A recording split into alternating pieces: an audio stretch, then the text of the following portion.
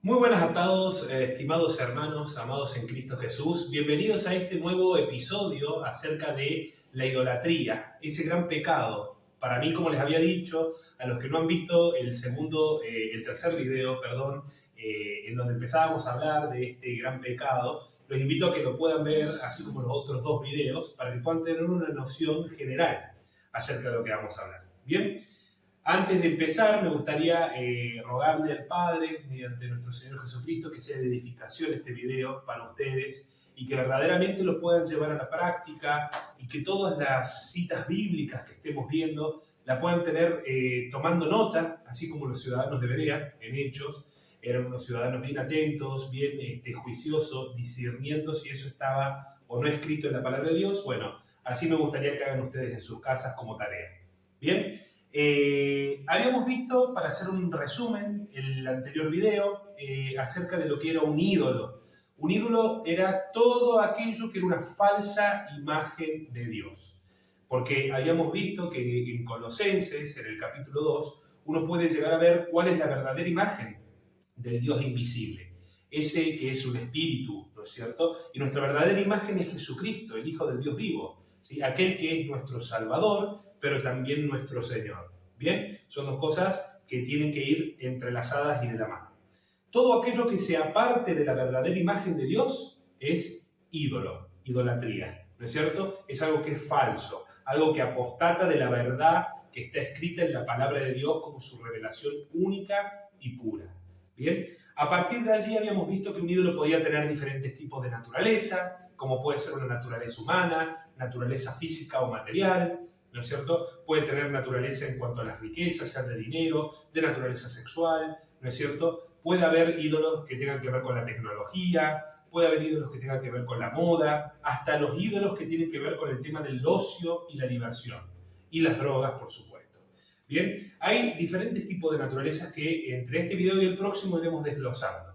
Bien, en realidad el ídolo tenemos que tener en cuenta no solamente que es una falsa imagen, sino que nos produce a nosotros un vacío existencial, habíamos hablado, porque ese parámetro con el cual nos creó nuestro Dios y Padre, nuestro Creador, que son los 10 mandamientos escritos en nuestra mente y en nuestro corazón, como dice Jeremías 31 en su verso 33, y bien explicado está en el libro de Éxodos en su capítulo 20, ¿no es cierto? Ese parámetro que son los 10 mandamientos que tenemos en nuestra mente y corazón son violados.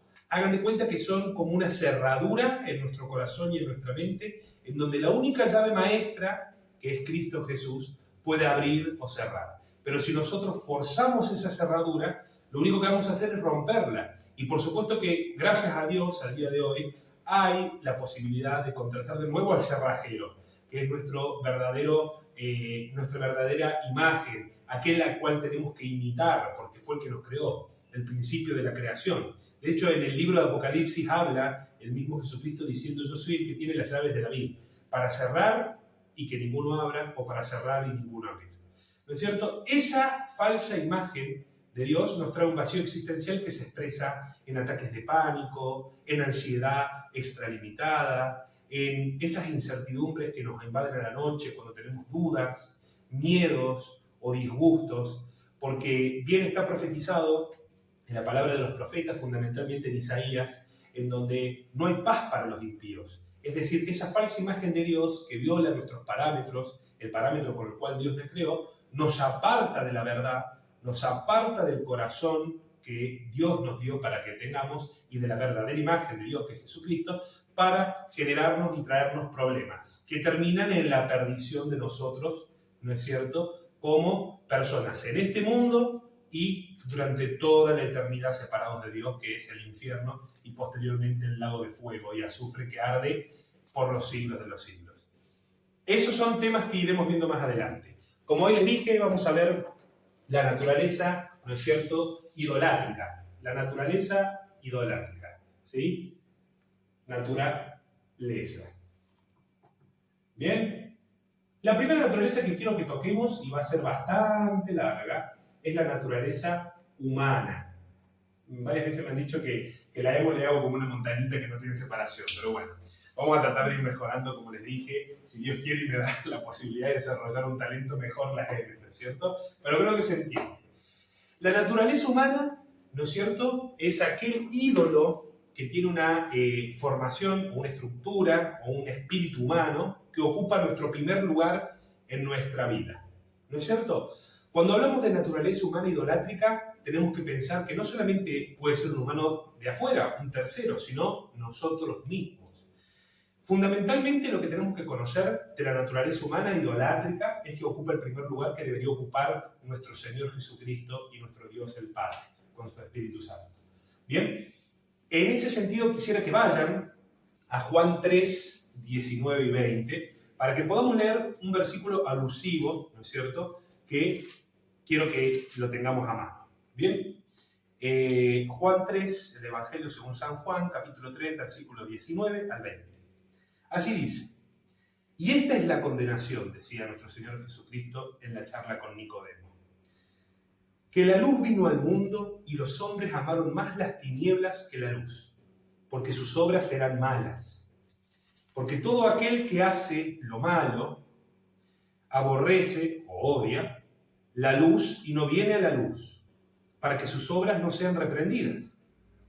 Y el 21 dice: pero el que practica la verdad viene a la luz, y la luz del mundo es Jesucristo, para que sea manifiesto que sus obras son hechas en Dios.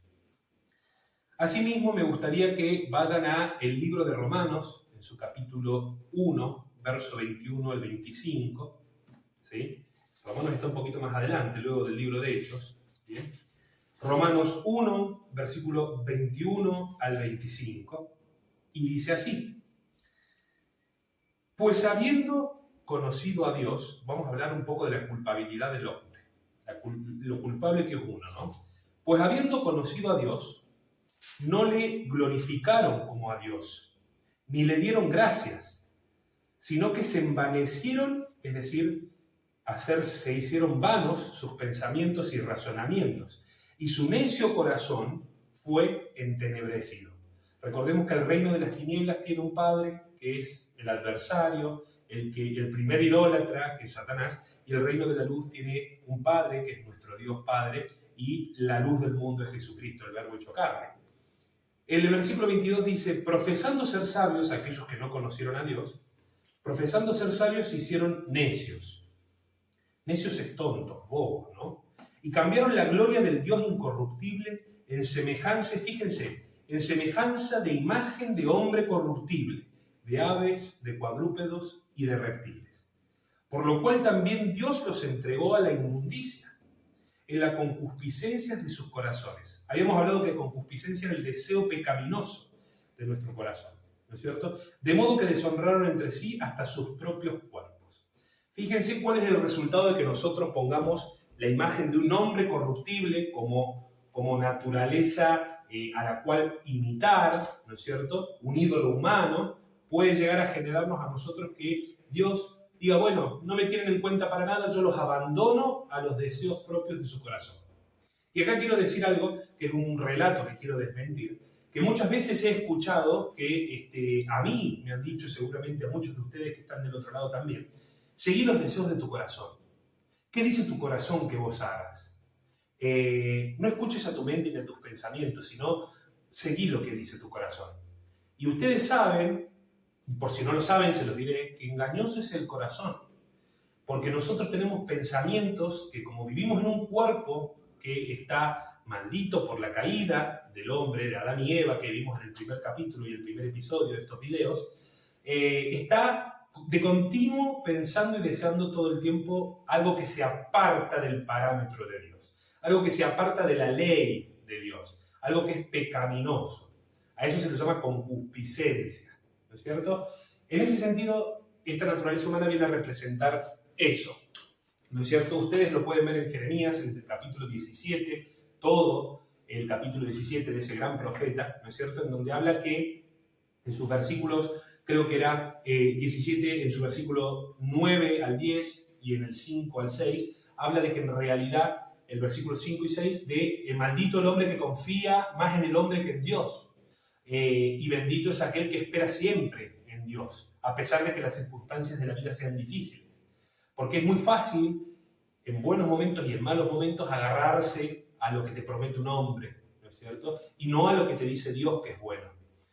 Y luego habla de que, además de esa maldición de aquellos que esperan en el hombre y que ponen carne por su brazo, como dice, en donde depositamos la confianza en un hombre, en realidad nosotros debemos depositar la confianza netamente en Dios. Jeremías fue un profeta que escribió durante el estadio peor de Israel y fundamentalmente el reino de Judá, que era el reino del sur, antes de irse en cautividad, ¿no es cierto?, cautividad como esclavos al imperio de Babilonia.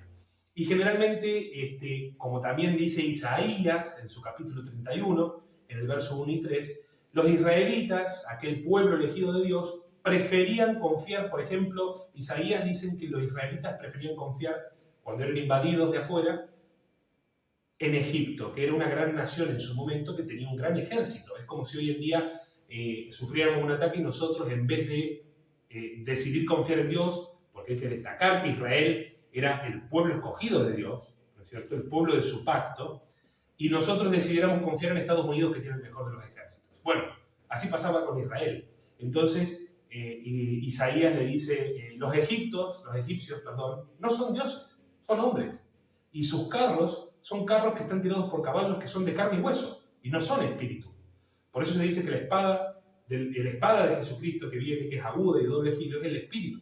Y el espíritu de la profecía, de los profetas, de la ley, es Jesucristo, porque verdaderamente es la única imagen a la cual debemos depositar nuestra confianza. ¿Vieron cómo todo va cerrando? Bueno, de la parte humana podemos decir que hay un montón, ¿no es cierto? Podemos ser nosotros mismos, en lo que podría ser el egocentrismo, vamos a ponerle el ego, ¿no es cierto? La vanidad, ¿bien?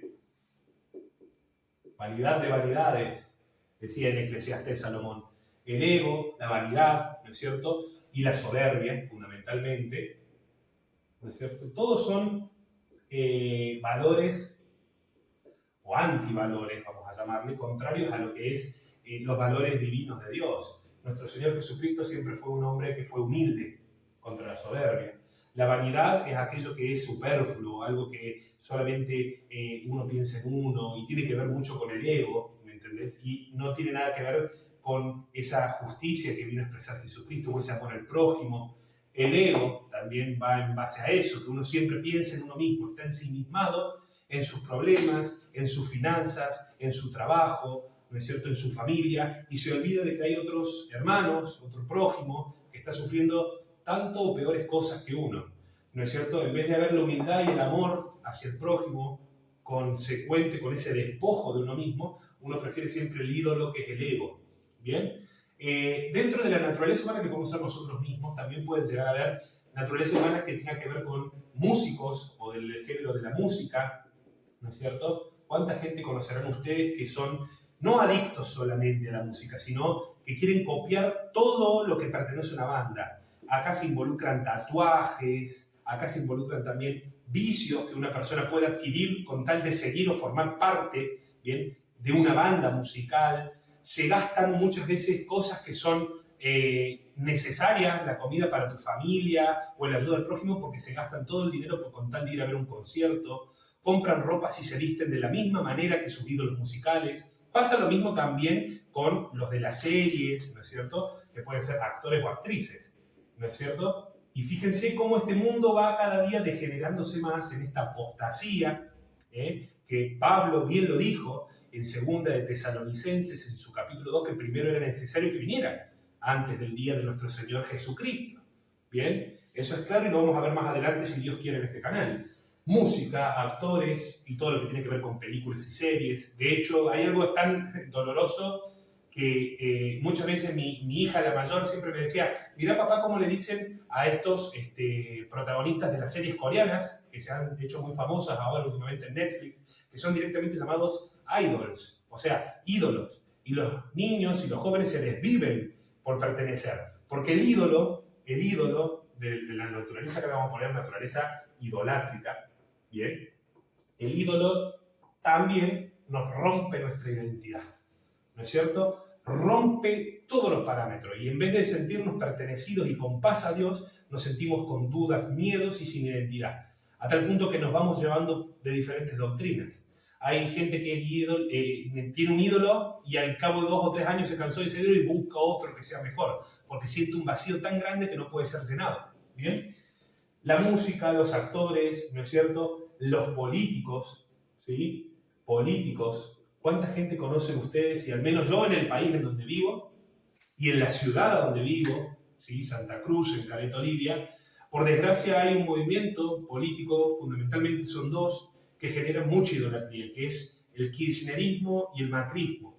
De hecho, a tal punto es tan grande que a una persona la han condenado por ser ladrona en traición a la patria y la gente está defendiendo, aún así no llega al fin de mes y que la inflación, que es una materia pura y exclusivamente económica, destruye sus hogares, destruyen los valores morales de la sociedad y sin embargo uno lo aplaude y se vitupera por ser kirchnerista. ¿No es cierto? Esas son cosas que no se entienden, lo que genera la idolatría en el corazón humano. ¿Bien? Por eso hay que tener mucho cuidado con el corazón, porque ¿quién lo conocerá? Es muy engañoso y pervertido. ¿No es cierto? Música, actores, políticos. Y en el término de los políticos también el otro bando es el macrista, que es la antítesis del kirchnerismo, pero en la base son los dos lo mismo. Gentes que han destruido el pueblo, gente que han destruido los valores morales, gente que vive del soborno, gente que trata mal a su prójimo y se abusa del poder que tiene. Y ese abuso del poder que tiene, fíjense que me hace acordar mucho, cuando estaba preparando este video, en la primera carta y el primer, digamos, libro de Samuel en el Antiguo Testamento, que me gustaría que lo chequen para que puedan entender más o menos que esto viene de larga data, ¿sí? En el primero de Samuel, en el capítulo 8, bien, me gustaría que vayan en el Antiguo Testamento, en los versículos 4 al 18, ¿bien? La historia que tenemos que tener en cuenta aquí que se narra en 1 Samuel capítulo 8, versículos 4 al 18, ¿sí? Es la de Israel pidiendo rey. ¿Qué será eso? Me dicen. Bueno, ya les voy a explicar un poquito. Tengan un poco de paciencia, ¿sí? Y espero que este video esté siendo de bendición para ustedes y de edificación en el nombre de mi Señor Jesús. Realmente lo deseo. Y vamos a esperar de a poquito porque hay hermanos que están recién empezando y naciendo hace muy poquito con el Señor Jesús, y por amor a ellos hay que ir despacio también.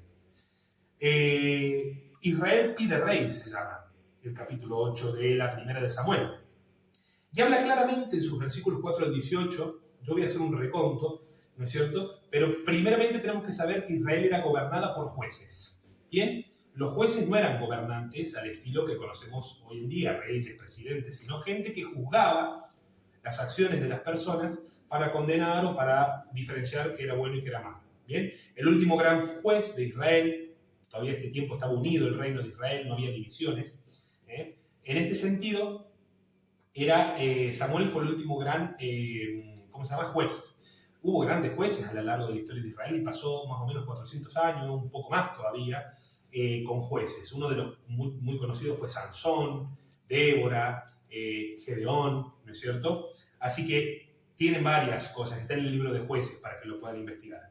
Pero aquí Samuel había tenido 2 hijos, los cuales ya no seguían el camino de Samuel, se habían pervertido, ¿no es cierto? Los nombres de los hijos de Samuel eran Joel, el primero, ¿no es cierto? El segundo, Abías, eso dice en el versículo 1 y 2, ¿no es cierto? Pero dice en el versículo 3 que no anduvieron por los caminos de su padre. Se volvieron tras la avaricia, dejándose sobornar y pervirtiendo el derecho. Cualquier similitud con la actualidad y nuestros jueces no es pura coincidencia, lamentablemente. Entonces dice en el versículo 4, los ancianos de Israel se juntaron y vinieron a Ramá, que era donde vivía Samuel, y le dijeron, tú te has hecho viejo y tus hijos no andan en tus caminos. Por tanto, constitúyenos ahora un rey que nos juzgue como tienen todas las naciones. Primer indicio de idolatría. Ya querían copiar a las otras naciones. No querían depender más de la teocracia. No querían depender más de Dios, ¿no es cierto? Y ponían en jaque la forma que tenía Dios de lidiar con su pueblo, que era mediante jueces, pidiendo ya un rey humano, poniendo, ¿no es cierto?, un político para que les diera esos juicios justos que ellos buscaban. Pero dice el versículo 6 que no le agradó a Samuel esta palabra que le dijeron los ancianos, ¿no es cierto? Y oró a Jehová. Y en el 7, ¿no es cierto?, dice Jehová que le respondió a Samuel, oye la voz del pueblo en todo lo que te digan, porque no te han desechado a ti, sino a mí me han desechado, para que yo no reine sobre ellos. Desplazaron a Dios a un lado, colocaron un ídolo en su corazón y aplicaron el ramo a sus narices y pusieron su tropiezo delante de ellos. De hecho, solamente tres reyes tuvo Israel como reino unido. Luego vinieron un montón de otros reyes, divisiones del reino, pecado tras pecado, idolatría tras idolatría, guerras, invasiones, pestes, hambrunas, hasta que terminaron yéndose en cautiverio. Pero fíjense que le dijo Samuel, también le dijo Dios, mas protesta solemnemente contra ellos y muéstrales cómo les tratará el rey que reinará sobre ellos. Fíjense si no parece a lo que les pasa en este país o en varios países que conocemos. Así hará el rey que reinará sobre ustedes, casa de Israel. Tomará de sus hijos y los pondrá en sus carros y a su gente de a caballo, para que corran delante de su carro, o sea, para que pongan la vida por él. Esto es, los van a obligar a que formen parte de su ejército. Bien. Y nombrará para sí jefes de miles y jefes de cincuentenas. ¿Ustedes querían rey? Esto va a pasar. Esto va a ser de su rey. Asimismo los pondrá para que trabajen sus campos y sieguen sus mieses. O sea, para trabajar para el gobierno. ¿Bien? Y que hagan sus armas de guerra y los pertrechos de sus carros. Para que trabajen en lo que le interesa al rey. Ya olvídate si vos querías dedicarte a la agricultura, a estudiar, lo que sea. Ahora venís y trabajás para el rey.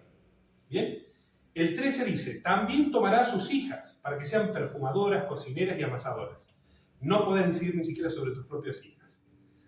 El 14, tomará lo mejor de sus tierras, de sus viñas y de vuestros olivares, y también se los dará a sus siervos.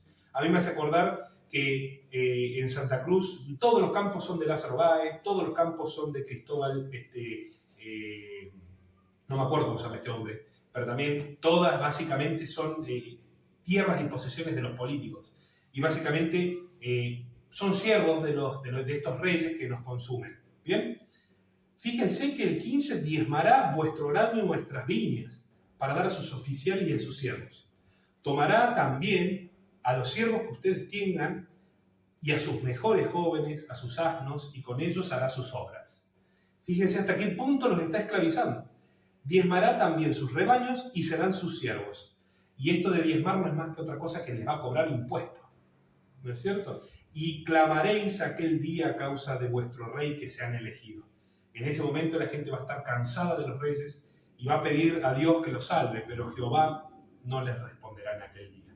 Fíjense qué tan mal puede llegar a ser esto. Y para más o menos ir cerrando este video y no se me haya ido tan largo y que sea algo también nutritivo para ustedes y edificante, quiero hablar de la naturaleza idolátrica humana, pero dentro de las iglesias o congregaciones. ¿No es cierto? Acá se me borró un poco. Esta idolatría dentro de las iglesias y las congregaciones que hoy en día se están viendo. ¿Bien? Así que fíjense lo importante que nosotros tenemos que tener en cuenta este problema. Quiero leer un par de pasajes alusivos para que ustedes puedan entender a qué me estoy queriendo hacer referencia. Dentro de la iglesia nosotros tenemos una serie de líderes, guías espirituales, ¿no es cierto?, que supuestamente deberían darnos una enseñanza, ser nuestro ejemplo para que nosotros crezcamos, nosotros que somos el cuerpo de creyentes y ellos también, para que crezcamos. Deberían pastorear la grey de Dios, deberían cumplir una serie de requisitos que se ven en la primera de Timoteo, ya lo veremos también, para darnos el ejemplo a seguir.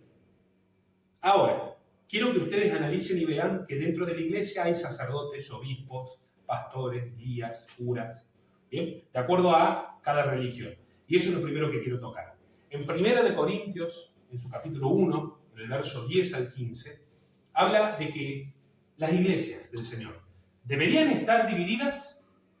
¿Cómo puede ser que en ese momento decían, yo soy de Apolos y yo soy de Cefas? Cefas era Pedro, el apóstol. Pero yo soy de Pablo y yo soy de Cristo, decían otros. ¿Cómo puede ser que eso esté pasando dentro de las iglesias si Cristo no está dividido? ¿No es cierto? Hay divisiones. Divisiones. Y aquí me quiero detener con ese versículo. Cristo no está dividido.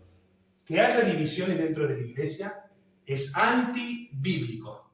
Y al que le duela, le tendrá que doler. Pero este es el mensaje que me mandó mi Señor a decir.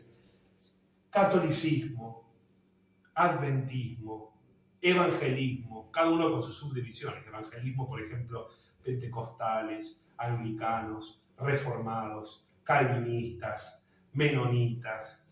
Dios mío, cuántas divisiones hay. Testigos de Jehová, después aparecen los mormones. Por si fuera poco, ahora movimientos de la nueva era. ¿Cristo está dividido?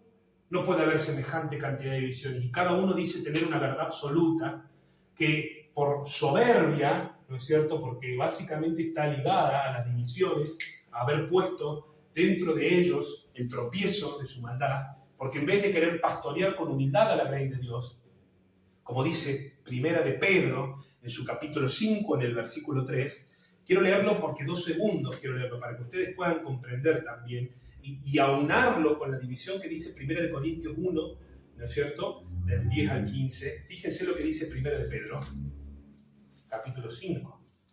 Justo hoy estábamos leyendo eso con mi familia y es algo que nos hizo mucho ruido y realmente el Señor es bueno y nos va iluminando con su Espíritu Santo. Bien, esto es algo que también estaba predicho, la apostasía que estamos viendo.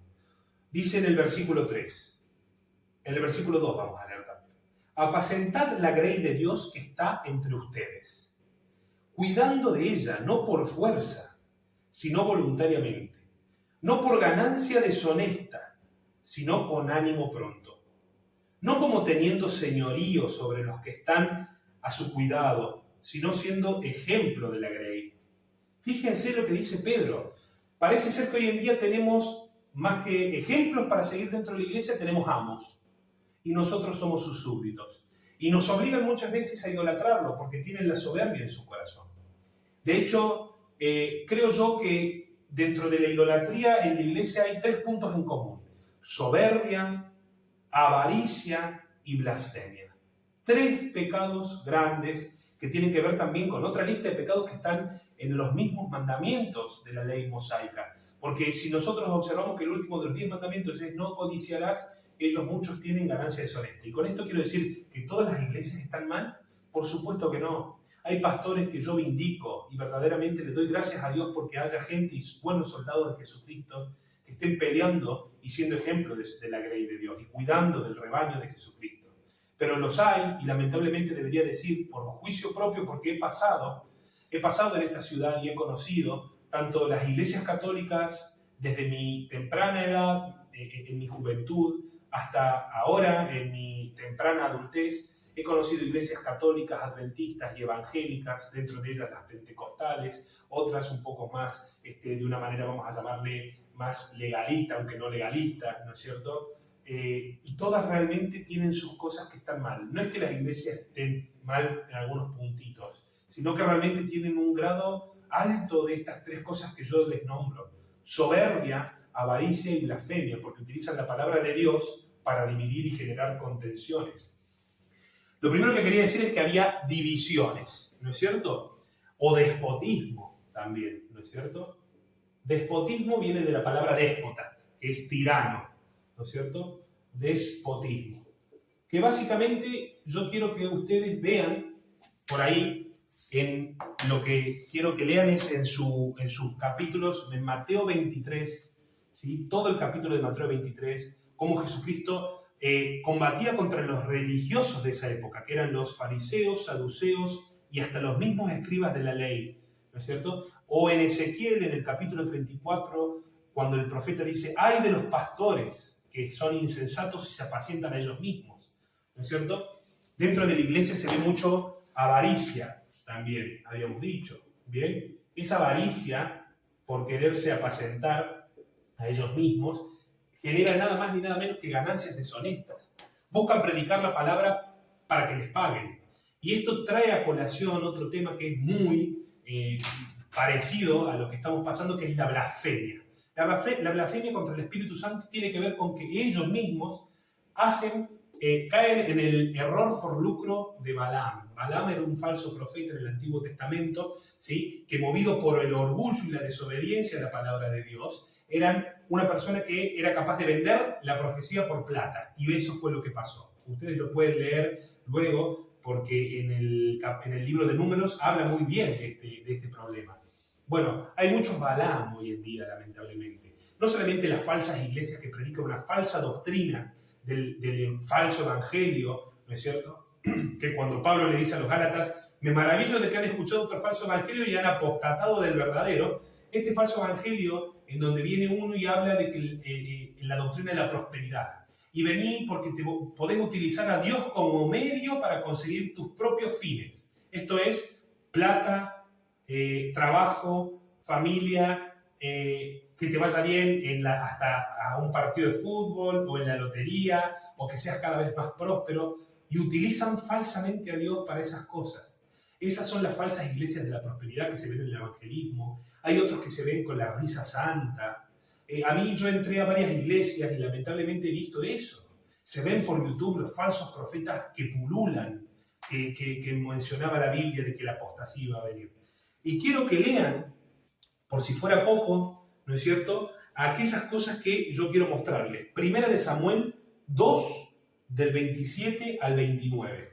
¿Bien? En Primera de Samuel 2, 27 al 29, vamos a poder ver lo siguiente. Tiene que ver con los pecados de Elí. ¿Bien? Elí era digamos, un sacerdote que estuvo a cargo o al cuidado de Samuel, ¿bien?, que fue el último gran juez de Israel. ¿Bien? Y Primera de Samuel, ¿no es cierto?, en su capítulo, básicamente 2, versos 27 al 29. ¿Bien? Y vino un varón de Dios a Elí y le dijo, así ha dicho Jehová, ¿no me manifesté yo claramente, Elí, a la casa de tu padre? Acá se refiere a Aarón, cuando estaban en Egipto en casa de Faraón, y yo le escogí por mí, sacerdote entre todas las tribus de Israel, esto es la tribu de Leví, para que ofreciese sobre mi altar y quemase incienso y llevara su efod, todo el delantal y la vestimenta, delante de mí, y di a la casa de tu padre todas las ofrendas de los hijos de Israel. O sea, la gente pagaba el diezmo para mantener esta casa de Leví, de la cual era Elí, ¿no es cierto?, y porque no tenían heredad. Hoy en día se cobran diezmo en las iglesias y se dejan, literalmente visto, una amargura en mi espíritu me agarra cuando veo, cartas para que uno deposite el dinero ahí porque te dicen, citando erróneamente a Malaquías, en su capítulo 3, de que la gente que no paga el diezmo es ladrona de Dios. Cuando en realidad todo el libro de Malaquías, hasta su capítulo 3, habla de la falsedad de los sacerdotes hipócritas del Antiguo Testamento que se robaban ellos el diezmo que el pueblo le pagaba y lo utilizaban para cosas deshonrosas. Así que habría que decirle a esos pastores que predican del diezmo de que en realidad ellos están haciendo una ganancia deshonesta porque la dádiva de un corazón arrepentido que ha nacido de nuevo en Cristo Jesús, y presten atención a lo que yo digo, la dádiva de la generosidad que sale de una persona nacida de nuevo no debe confundirse con la obligación de diezmar. Porque el diezmar debería recibirlo un sacerdote de la tribu de Leví, ¿no es cierto?, que sea israelita. Y para que sea el diezmo bien valedero debería haber un templo en Israel. No se cumplen ninguna de las dos cosas. Por lo tanto, yo no sé qué hacen pastores evangélicos cobrando diezmos y diciendo que la gente que no pague es maldita por Dios, porque le roba. ¿De dónde sacan esa semejante cosa? Yo la verdad que no lo sé. Pero le decía a Elí lo siguiente, en el versículo 29. ¿Por qué han hollado mis sacrificios y mis ofrendas que yo mandé ofrecer en el tabernáculo? ¿Y por qué has honrado a tus hijos más que a mí, Elí? Engordándose, fíjense, engordándose de lo principal de todas las ofrendas de mi pueblo Israel. Bien, fíjense la palabra que dice, engordándose no es un engordamiento físico, engordándose espiritualmente hablando. Porque literalmente los sacerdotes, los pastores hoy en día caen en el error más grande, que es la avaricia, por ganancia deshonesta. Yo muchas veces he visto, y se lo he dicho a más de un pastor, incluso a los curas católicos que me pude haber cruzado, un día me llamó una testigo de Jehová y también le dije lo mismo porque era conocida, ¿cómo puede ser que ustedes sean más ricos que sus ovejas promedio? Porque tienen casas, autos, y ustedes predican de que de realidad deberían diezmar sus ovejas, pero ustedes deberían ser los siervos de ellos, porque ustedes tienen que saber que en realidad el verdadero llamado de Dios, aquella persona que sirve como obispo, buena obra desea, pero es necesario que tenga la capacidad de servir, de ser el ejemplo de despojarse a uno mismo en pos de que el otro le vaya bien. Y yo veo congregaciones de ovejas que no llegan a fin de mes y pastores ricos. No entiendo eso, cómo puede llegar a ser. Y todavía siguen pidiendo más diezmos. No lo comprendo. Y realmente es algo que me hace ruido cuando leo en Primera de Timoteo, ¿no es cierto? En sus capítulos, ya le voy a decir, creo que es el capítulo 3, para que vayamos terminando este primer tema de la idolatría humana. Primera de Timoteo, capítulo 3. Palabra fiel. Si alguno anhela obispado, buena obra desea. ¿Bien? Pero es necesario que el obispo sea irreprensible. Es decir, que no tenga nada en contra de la cual la gente pudiera venir a decirle: estás haciendo esto algo mal, me parece que acá tenés algo oculto, acá no me gusta lo que yo te conozco de vos. ¿Bien? Marido de una sola mujer. Yo quisiera decir también, sin entrar en nombres, he visto acá en Caleta Olivia pastores que trabajan para la municipalidad, y voy a decir trabajan entre comillas, y son ñoquis de la municipalidad. Díganme si eso es algo irreprensible. ¿Cómo puede un pastor ser un ejemplo si ser ñoqui significa que vas a un lugar a trabajar, pero no trabajás? Pasás tarjeta, no vas a trabajar y de igual manera cobrás por algo que no estás ejerciendo. Así es el grado de avaricia y corrupción que hay en Argentina, fundamentalmente en Caleta Olivia. ¿Cómo puede ser, entonces, que sean irreprensibles? Marido de una sola mujer, ponele, se la dejemos pasar, aunque hay varios casos de fornicación en donde, como dice en Mateo, en capítulo 23, el Señor Jesucristo decía a los fariseos: hay de ustedes que devoran la casa de las viudas y por oraciones hacen largas oraciones, como pretexto. Por eso recibirán mayor condenación. Y hay una carta que ahora se me está escapando de Pablo que dice que los falsos maestros apóstatas entran a las casas de las jovencitas que siempre están queriendo llegar a la verdad, pero nunca llegan, y se aprovechan de ellas, ¿sí? Para hacerlas perder más, se aprovechan de ellas para hacerlas sufrir más en las propias concupiscencias que ellas tienen, en vez de ayudarlas, ¿sí? Fíjense que es el mismo espíritu anticristiano que reina. Ahora, tiene que ser también sobrio, y sobrio significa una persona, como dice la palabra siguiente, prudente, alguien que, como el siervo de Jehová, no levante las voces en las plazas, no apague el pábilo que humeare, una persona casta, que antes de hacer cada cosa ore y sea una persona que no vaya a las apuradas, ¿sí? Que esto involucra también muchos problemas que se podrían evitar solamente si uno fuera de una manera tranquila y con paciencia, ¿sí? Decoroso, esto significa que tenga honor, algo que no esté contaminado con las cosas desordenadas de la vida. Y no solamente con su casa, dice, sino que no tiene que ser pendenciero, no peleador, no codicioso de ganancias deshonestas. Tiene que ser amable y apacible, muy bueno o muy capacitado para enseñar, no avaro, que gobierne bien su casa, que tenga a sus hijos en sujeción con toda honestidad. Y vemos cada día peor las cosas, que no tienen ni bien gobernadas las casas la mayoría, porque realmente los pastores están con sus hijos perdidos en el mundo y quieren gobernar la grey de Dios. No es un video que he visto para hacer mal a las religiones de hoy en día, pero con tantas cosas que estamos viendo, ¿no es cierto? Con tanto problema idolátrico, que en las congregaciones de Dios, en donde se supone que uno tiene que orar, que uno tiene que luchar por el prójimo, servir por amor, no codicioso de ganancia deshonesta, y partir el pan y estudiar las Escrituras, que cada vez haya cosas tan separadas de eso, a mí muchas veces me pone muy mal y me pone de un carácter duro, porque me pongo a pensar que la apostasía es muy severa hoy en día. Así que no que todos sean así, pero sí que hay muchos que son así.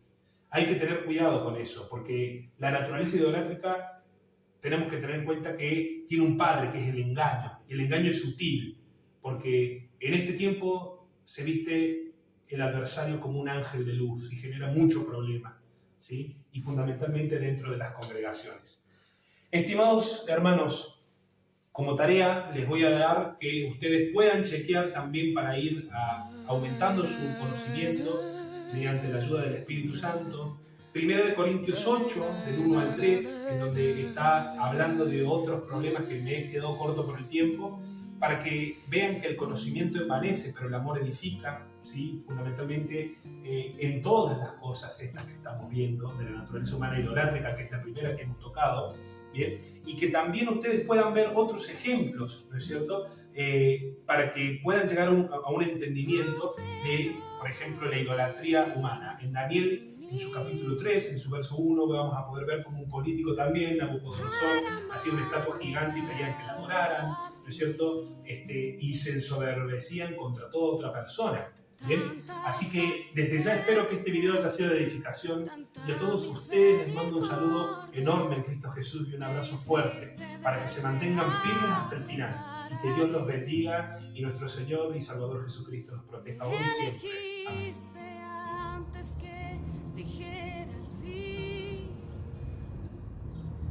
Tanta gracia.